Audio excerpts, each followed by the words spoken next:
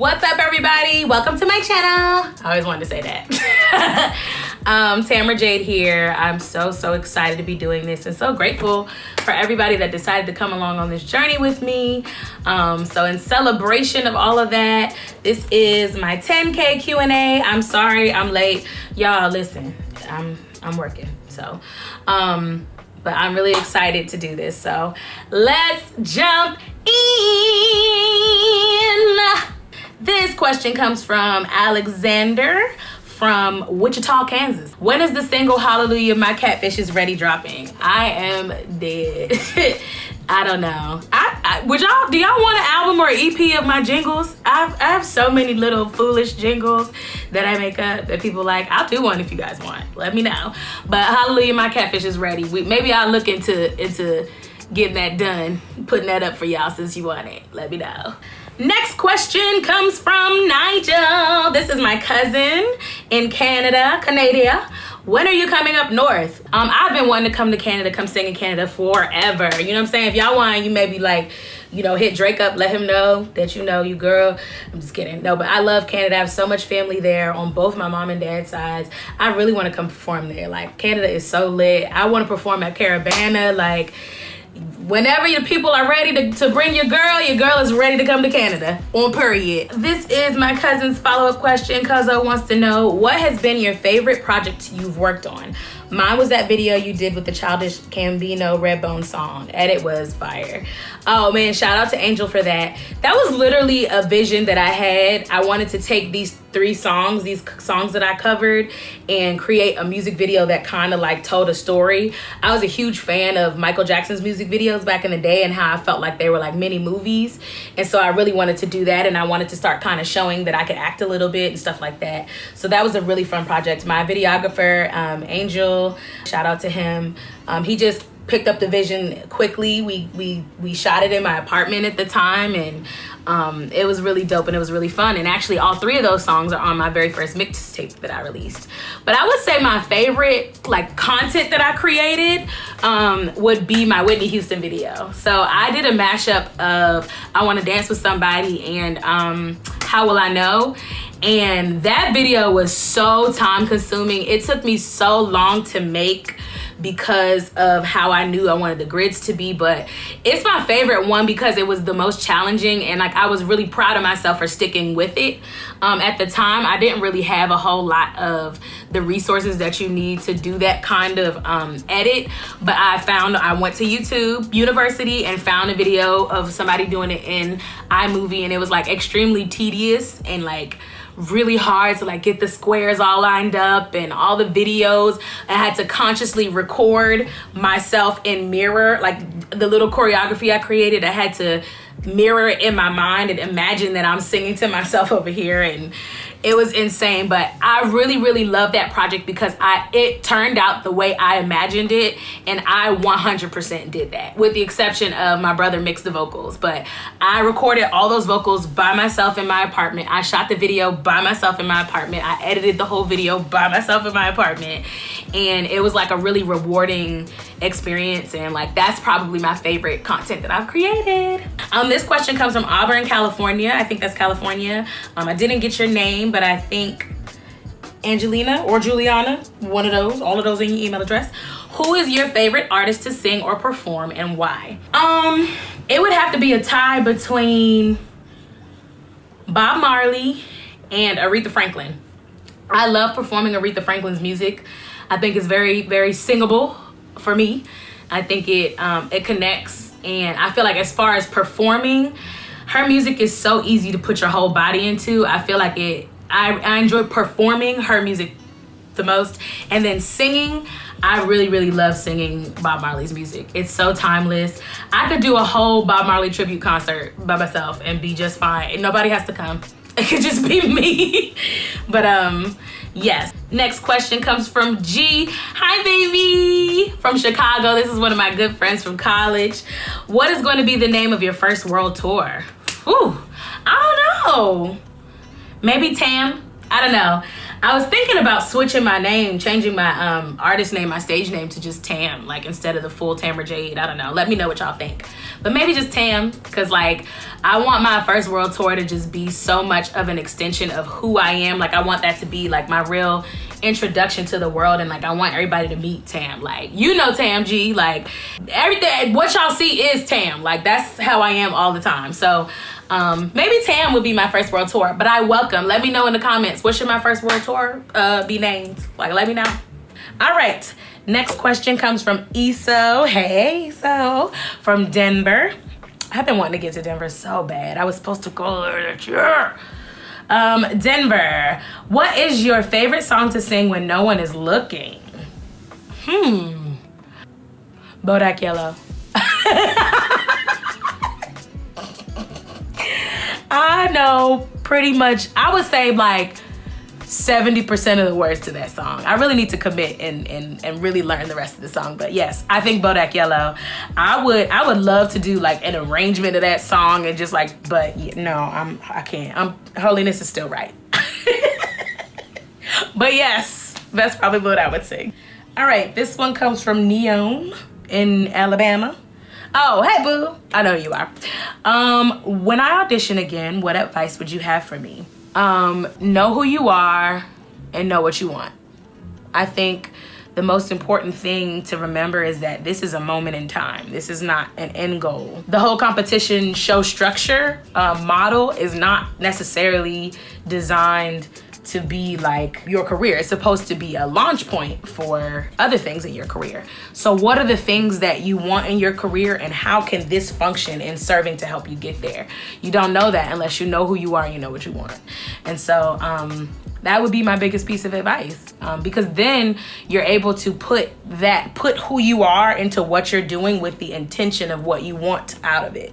Be not fooled. All of this is by design. Everything that is happening is strategic, and I am at this point, at 31 years old, so comfortable in my skin that it's second nature for me to bring my whole self to the stage, because that's what I do. So I hope that answered your question. Good luck, baby boy. I love you. This is from Hank in Michigan. Hey, Michigan. What are some things you've had to face growing up? Was music always a priority or an outlet for you?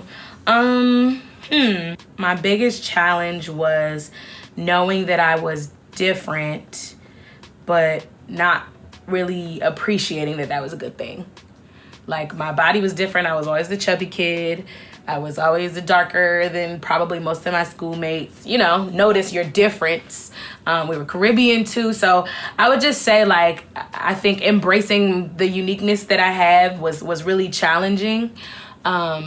And then once I found my tribe in high school, it became a lot easier. But was music always a priority and outlet for you? Absolutely. Music was what we had, my family, when things were really, really tough, like financially or emotionally. My mother was sick quite a bit when my mother's always like faced health challenges just throughout her whole life. So y'all keep her in your prayers for her complete healing. I want my mom to have at least a decade of no health issues whatsoever. Anyway, that's an aside. But music was that thing that no matter what, in the moment with whatever the song is, nothing else matters. When you're in this song, when you're singing, there is no pain, there is no strife, there is just passion. And so I think, yeah, it has always been an outlet for me. And will continue to be. I love music, and now that I'm an artist, I channel that into my writing. You know, if I'm dealing with something or whatever, like, I love that I always have a song now to show me, or to have like kind of a landmark as to, yeah, this is how you overcame this, or this song marks this very special or traumatic or just impactful moment in your life. And yeah, so that's music. And then what intrigued you to pick John? So I've been getting this question a lot, and I think it's interesting. I challenge you, Hank, from Michigan. Would you ask the same question to a country artist who chose Blake? that's my answer to your question. This question is from Chris from Bakersfield, California. Hey, Bakersfield. How was the audition process? So there are some things that happen before what you see. With any singing competition show or any really real reality show you see, there's a casting process that happens before. So that happened, and the actual audition process. I mean, you know, I feel like I've never had my hand held this much through an audition in my life. I appreciate it though. I felt like by the time we got to the blind audition, I was so incredibly prepared that it was my game to lose at that point. So I'll say that the audition process was probably a lot more supportive and supported than any other audition I've done. Honey, that don't happen when you go into an open call in New York City for a musical theater gig. Like, you don't subsequently get support on it. So it was good. It was nerve-wracking. Definitely a nerve. But to me, nerves are a sign that you are alive and you care about what you're doing. So when I don't feel nervous, then I get nervous. But I was absolutely nervous, and use those nerves to push me to give the energy that I needed to get through that moment. So this is from Carlin. Fingers. Okay, Fingers. People mess up my real last name and say that sometimes. My real last name is Fingal, and sometimes I've definitely gotten Finger. Anyway, Carlin from Oxon Hill. Come on, Oxon Hill. How have you been able to keep pushing to succeed in your dreams even when times got hard and you felt like giving up? Staying connected to my faith, staying connected to my family and my friends. I think that there's been so many times where I have wanted to throw in the towel, for real. And people who are close to me, you know, can tell you that I've verbalized that. And those same people do not let me quit. I remember a time in particular, my father had gotten very ill. He suffered a stroke, a massive stroke. And I considered moving home. And my entire family said, no, we got this. Go work, come help when you can, but don't give up on this. So for me, definitely my village, my people keep me motivated and don't let me give up even when I want to. And then realizing when something is a temper tantrum or something is a moment versus an indication that you need to course correct.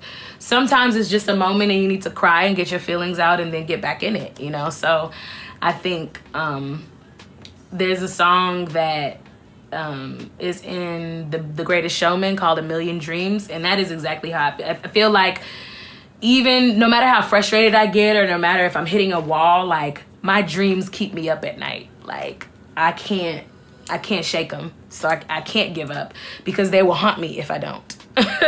So oh my gosh, this is somebody who has the mixtape, baby. I had a mixtape a few years ago. That's how you know if you have the Love and Light mixtape, you are a true original good luck charm, baby. This is from Jazz in Hoover, Alabama. Hey girl, hey. What do you feel is your greatest strength when it comes to the competition? I think the fact that I know who I am as an artist really makes all the world of difference coming in here. You know, and I said this to Jerome earlier, like, if you know who you are and you know what you want, then when opportunities like this come, you understand how they can and should function to help you achieve those goals. And I have a very clear plan about how this is supposed to function for me to achieve my goals. How do I know? Because you're here watching this. This was all by design, you know, so I have a plan for what I plan on doing with this, my goals, and I speak my goals into the world so that when you guys see it happen, you know that this was a part of the plan. This was something I worked towards. But, you know, for me, this is my entry point into television and film. Now I've done the VMAs. I got that footage. That's cool. You put that in the reel. But now I have an actual reality show that I've been on a few times now, and I can use not only the performances now, but I have a reel of my personality to submit to casting directors and agents. And so I say all that to say my greatest strength, I think, is the fact that I know who I am as an artist, as a woman, as a person, and I know, you know, how I want this competition to function for me in my career. Hence the blue check, baby. This is from Kimberly in White Plains. Hey girl, I'm gonna take a flight to come see you soon. How are they gonna do The Voice this year? Will you have to perform virtually like they did on American Idol? No. So as you've already seen, we are live and in person. And the live shows will also be live and in person this year. I hope I'm there to experience them. But we'll have to wait and see. This is from Tommy from Palm Coast, Florida. Florida, sidebar, is me and my homegirls' favorite little last minute getaway destination. We love just, listen, I love Florida. I love crab legs. Shout out to Florida. I hope y'all get it together down there. Wear your masks. Hi, you were my favorite blind audition so far. Thank you, baby. What is your favorite song? Mine is I Dare You by Kelly. My favorite song is I Will Survive by Gloria Gaynor. This is my favorite song to sing. It's my life's anthem. I love that song. Yeah. This is from Troy from Suitland, Maryland. Oh my God, I feel like this is about to be wild. Who was the best math teacher that called your name in class a lot at Suitland? Mr. John! Frankie J, baby. Oh man, we had so much fun in high school. Shout out to every Suitland Ram that's still on this journey with me. I love y'all. That is where I found my tribe. Like, y'all are my people. Like, we are bonded forever. We had so much fun. I had the same math teacher in high school for 3 years, y'all. He was the best math teacher in the whole school, and he was a hoot. He's Guyanese. I've never seen anybody compute the way he did. He is a genius. He spits out math like that, and also is able to break it down to its least common factor, denominator, whatever you want to call it, for people who maybe hate math or think they're bad at math, and then also scale it up to the people who are really good at math and say, okay, now that I've taught you the long way, here's the short way. And he was just a phenomenal teacher. I think he's still teaching. I don't think he's retired yet. Shout out to Mr. John. I appreciate you. I love you. Show loud, annoying self. Troy! This is from Katrina in Baton Rouge. Baton Rouge, baby! Funny story about Baton Rouge. I was taking a megabus from New Orleans to Houston, and my brother made me miss my bus because he was like, he wanted to get me something to eat, and the beignet just took forever. A breakfast beignet. And so I missed my megabus at New Orleans, at the New Orleans terminal, and my brother drove me to Baton Rouge. So that is the only time I've ever been to Baton Rouge. I hope I can come sing. Maybe, LSU want to bring me down or whatever. What genre of music would you say has been most inspiring to you? You are a songbird indeed. Love your voice and personality. Thank you so much, girl. My favorite genre of music that's most inspiring, soul music. I love gospel. I love jazz. I love country music. I know that's probably not, you don't look at me and think that, but I really enjoy country music. But when it comes to like what inspires me to create, to just like when I feel most like I can just dive into soul music. I can listen to Tweet, Jasmine Sullivan, you can go down the list, her, PJ Morton, Corey Henry. I can go on a binge, Lauryn Hill. I can listen to the Miseducation of Lauryn Hill. I still listen to it at least 6 to 8 times a year in its entirety with the kids, interludes and everything. So soul music really, really, really inspires me.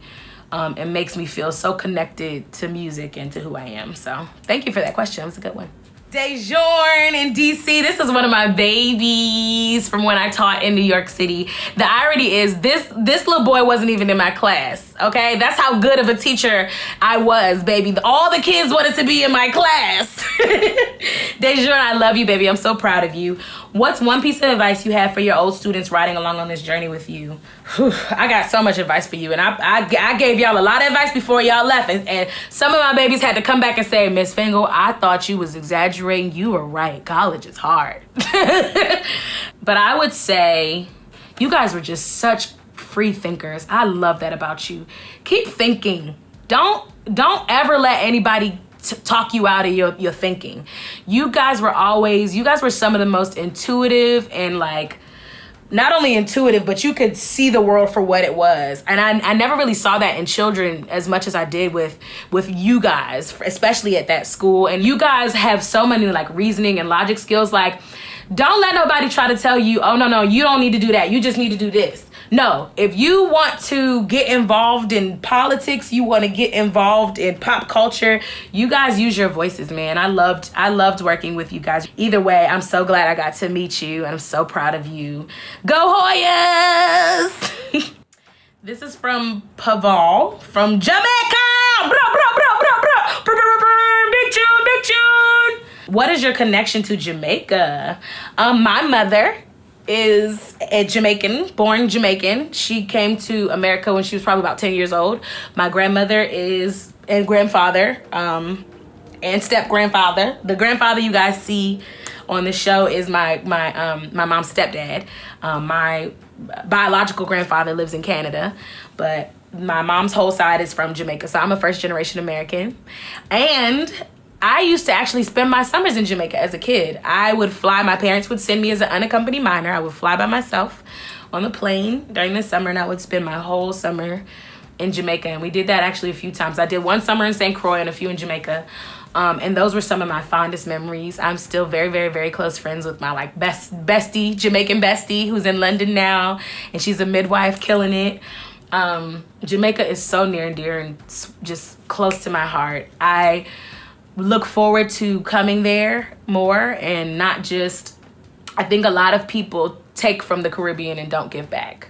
You know, it's everybody's favorite vacation destination, but nobody actually leaves something behind. And so that's one of the things that I really want to do. I really want to do some focused work in the Caribbean and Africa around arts education. And like, I know if my family could be this musical and come from Jamaica, I know there's more. I know there's more people, but access, and, you know, also there's this stigma around when you come to America from another country, you don't roll the dice and do something like sing. What's wrong with you? You could be poor back where you came from. You know, you pick a job that you know is going to get you paid and give you the life that you want. And so I'm so blessed to be born into a family where that's not the case. You know, that they kind of push against the status quo and say, no, I want to do something different, and I'm really good at it. And so I know if that's the case for us, then there has to be more people like that in and throughout the Caribbean. And I want to go drop some music, some instruments off, and teach some things and coach some people. And I hope that can happen. So if you guys know people who can get me down to Jamaica to come pour back into the people and do some concerts, I would love that. Shout out to you. Thank you for that question, Paval, and I hope to see you soon, brethren. This is from Jacob in Vancouver. Okay, Canada is showing up today. Okay. How do I train my voice? I used to sing in high school, but since then my vocal range has changed and I'm kind of lost. So the thing is, the vocal range changes if you don't use it. But the good thing is you can retrain it. You can wake it back up again. Don't wait till you're 65, because at that point your body is going to be like, you tried it. I would say vocal exercises, definitely get into YouTube and type in like vocal exercises to expand my range, you know, and do it. If you really want to do it, like it's hard when you realize something has gone wrong and then you don't really know what to do to fix it, but you have to fight for it if you want it. So I felt that way actually coming into this competition. I just accepted I was an alto, honey. I was like, well, I guess I'm an alto now, and that's fine.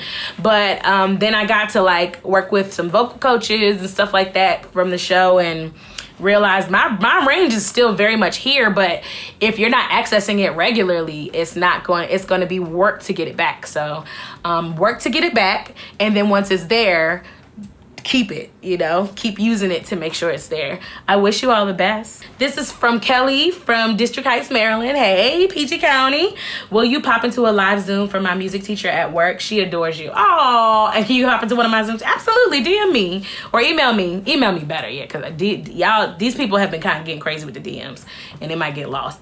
Yeah, email me, TamaraJadeMusic@gmail.com. I would love to. Your name sounds familiar. Oh, Kelly, girl, of course. Girl, you better just DM me. I'm happy to. You don't gotta go through the email. You got me. This is from Nia. Oh, is that your new name? You know you always reinventing yourself. Nia from Chicago, or maybe you just left the L off on accident. Are you gonna run on and see what the end gonna be? Yes! This is from Maisha in Baltimore. Hey girl, love you. I know you've blown up and will be crazy busy, but will you come back and sing in my next E-Lounge event, please? Girl, of course. And if I can't, you know, the virtual world is open now. You know, now that we've seen how this can work, I can always do a little video for you if I can't physically be there. But yes, I so appreciate you, you know, giving me a platform and giving me a space when nobody knew my name like that. I will never forget that. This is from Janelle from Maryland. Hey girl, so I'll tell you guys who Janelle is. I have a subset of the Good Luck Charm fan club that I call the Babysitters Club. And these young women who are 10 to 15 years older than me were teenagers, you know, young teenagers and adolescents when I was born. So I was the baby that they all just passed around. My mom would literally come to church and then just hand me off and maybe pick me up before she left. Maybe not. I have been left at church before. Janelle is a part of the Babysitters Club. I love you guys so much. Thank you for supporting me my whole life. They were the first people. She's one of the first people to ever call me TJ. So you can thank her, my daddy, my godmother, like that group of people for making me embrace my first and middle name, because they saw the star power when I was born.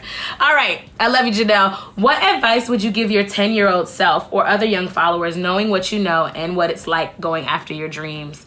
Yeah, that's real. I think the biggest thing I didn't have was mentorship. Like I didn't know, I had like you guys, so some of the members of the Babysitters Club were in high school choir, and that particular choir toured all over the world. And then they went to a college where that choir, Morgan State University, where a lot of people, that's a local college in Baltimore that is a HBCU, and that choir is known. It's known for its music program. That choir traveled all the world. So that's kind of the launch point for what I saw in terms of what I could do with my career. But beyond that, I really didn't have women in my life, female mentorship, from black women specifically, to kind of even help me know what to try. I had people pop in and out, you know, but there was no consistent. I would say, first of all, to the parent of a 10-year-old who recognizes something in their child, look for mentorship. And, you know, it's not always like a voice teacher or whatever, but like if you know somebody who's like a working musician and has good character and stuff like that, you know, maybe start to encourage and push them towards them, and obviously be there to supervise, but take them to gigs, take them to concerts, or I know your daughters are into basketball, like, and they're really, really good. You know, and then the actual kid, I would tell, just dig in, dive as deep as you want, and learn as much as you can. Soak it up, get books on whatever it is that you really, really like. If you get a library, we got a weekly library trip, and you want to play basketball? Okay, well, we got to go to the library and get books about basketball. Dive into it, go deep, go hard, like learn everything you can about whatever it is that you dream about. Learn the inner workings of it. Learn the key players, the gatekeepers. There's some people who hold the keys to some of these gates that you want to get through.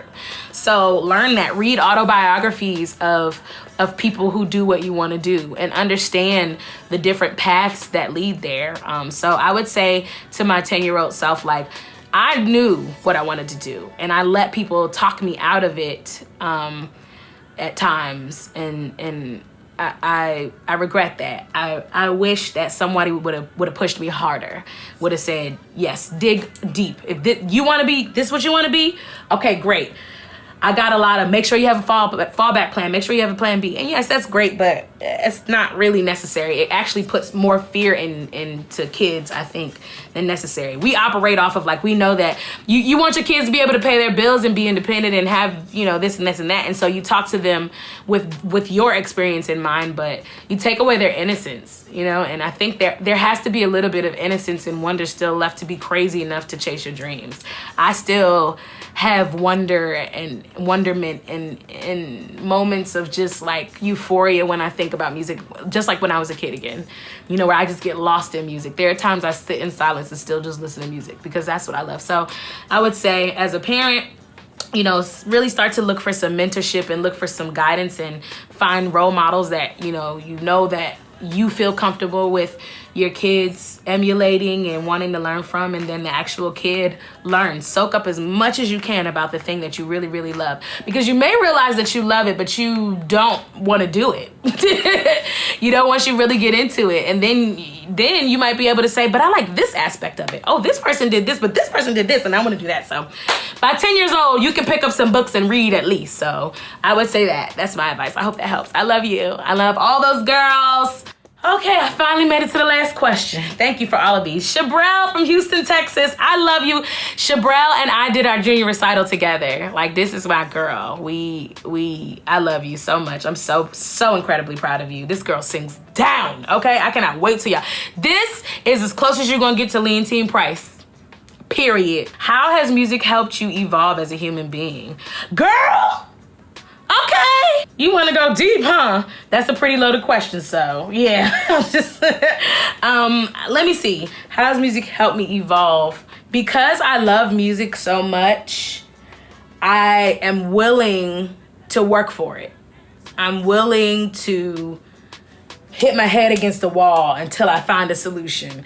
I'm willing to sacrifice. I'm willing to take, to accept things that I probably wouldn't under normal circumstances or situations because I really, really love it and I'm passionate about it, right? And so then taking that into just life in general, I realized like problem solving, troubleshooting, self-awareness, being able to diagnose yourself and say, this is where I am. This is the temperature check and we're not so good today, So I would say music taught me how to analyze, taught me how to analyze myself, analyze life. I break music down to its smallest parts easily because I studied it and I continue to study it.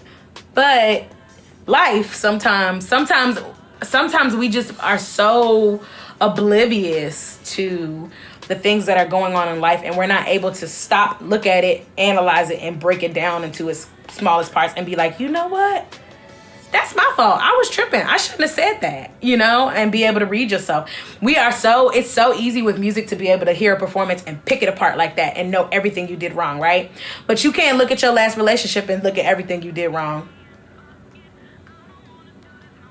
So, that being said, I would say music really taught me self-awareness. And so that is not a shameless plug for my album, for my EP. But while you're here, go cop my EP, Self-Aware, link down below. Thank you guys so much for watching. Thank you for your questions. These were actually really, really great questions. I enjoyed doing this. If you guys want me to do another Q&A, maybe perhaps at 20K, let me know in the comments below. Make sure you subscribe, share. I am about 130,000 minutes away from the watch time that I need to monetize. I have reached my 1,000 subscribers. Thank you guys so much so far if you've already subscribed. If not, tell people to subscribe because I'm going to be giving you guys some dope content. I'm going to be introducing you to my family. Y'all, they are so crazy and hilarious. You're going to love them. So yeah, come along for the journey. Hit the bell up there and get those notifications for when I post new videos. And as always, good luck charms. Stay motivated, stay empowered, and stay inspired to keep chasing those dreams. I love you. Peace.